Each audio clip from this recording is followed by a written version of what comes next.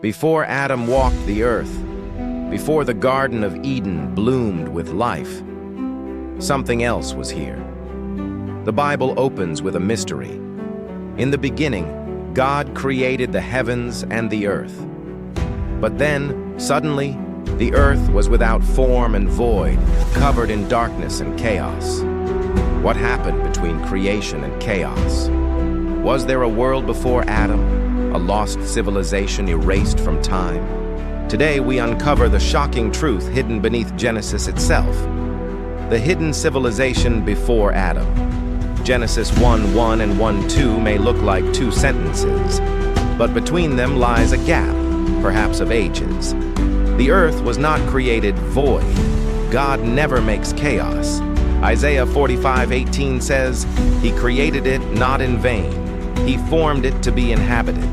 So how could the earth become desolate and dark right after its creation?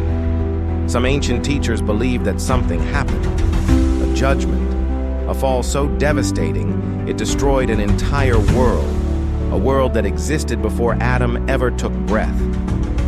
This is known as the gap theory, the belief that between Genesis 1:1 and 1:2, an entire civilization once stood upon the earth, wiped out by divine judgment. The Bible hints at an ancient catastrophe. Jeremiah 4:23 says, "I beheld the earth, and lo, it was without form and void, and the heavens had no light." But notice, Jeremiah wasn't describing creation. He was describing destruction. A world that once had cities, birds, and fruitful lands, now gone. Could this have been the world that existed before Adam? A world under the rule of Lucifer before his fall? Ezekiel 28 paints a picture. You were in Eden, the garden of God. Every precious stone was your covering, till iniquity was found in you. Lucifer was a ruler, a being of immense glory, walking among stones of fire.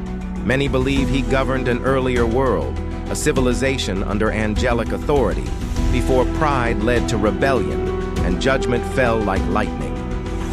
When Lucifer rebelled, war erupted in the heavens. Michael and his angels fought, and the result was devastating. The earth, once radiant, became a wasteland. Tohu vabohu, as the Hebrew says, a place of chaos and ruin.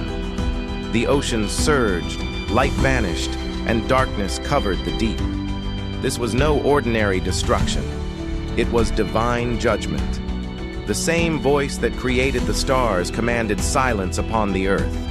The hidden world of pre-Adamic beings was buried beneath layers of rock and time. And out of that void, God began again. Then came Genesis 1:3. Let there be light. It wasn't the first creation. It was restoration, a new beginning for a ruined world.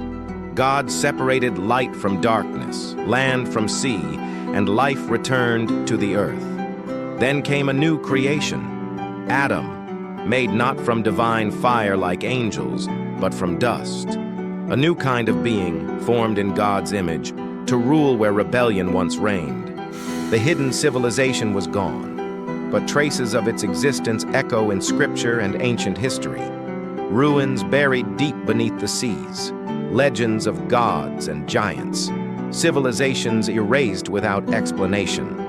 Throughout history, humanity has found evidence that doesn't fit. Ancient tools buried in stone layers millions of years old. Massive megalithic structures no ancient culture could have built alone. Even the book of Job, one of the oldest writings in the Bible, speaks of a world before Adam's time. The morning stars sang together, and all the sons of God shouted for joy. Who were those sons of God? Angelic beings who watched creation unfold. Perhaps even beings who once ruled the world before the first man. These were the pre-Adamic civilizations, a world of light turned to shadow, of wisdom turned to pride. But why did God allow that world to fall? Because every story in creation, even the hidden ones, point to one truth. Pride brings destruction, but mercy brings restoration. Lucifer's civilization fell through rebellion. Adam's world fell through sin. But through Christ, Creation will one day be restored again, not to the glory of the first world, but to something far greater. Revelation 21 says, "Behold, I make all things new, a new heaven, a new earth, and this time, no rebellion, no darkness, only light." So when we look back at the ruins of a world before Adam, we're not just seeing a mystery. We're seeing the pattern of God's redemption, from chaos to creation, from fall to restoration, from the hidden civilization before Adam to the eternal kingdom after.